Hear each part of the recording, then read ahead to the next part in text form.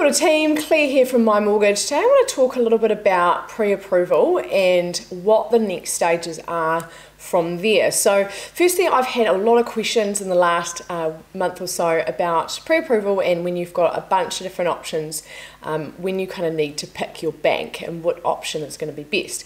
So to start off with, as mortgage advisors, we obviously look at a couple of different options. Sometimes that's 3 or 4, sometimes it's 2 or 3. It depends a little bit on your situation and the bank you're with, along with the types of lending that you need, the borrowing that you're doing, whether it's your first home, second home, refinancing, etc. But basically, when you have a pre-approval, that is a bank commitment to lend money to you, and we are always looking at what is the best, what is going to provide the easiest pathway for you to achieve what you want to achieve.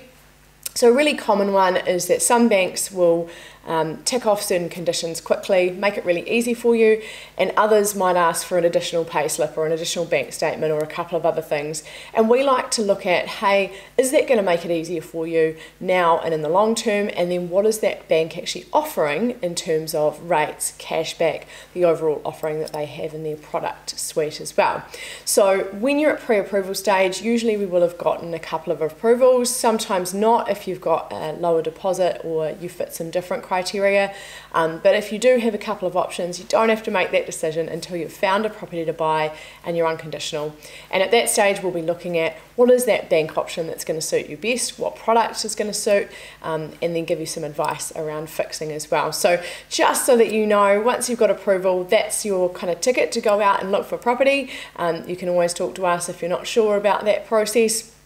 And then once you've found a property to buy, that's when we'll be picking the bank that you are going to go with. So if you are at the stage of looking for a property, but you actually haven't got pre-approval yet, come and talk to us. We can get a bunch of options and make sure that that option is right for you and set you up for success on your next property purchase. Talk soon.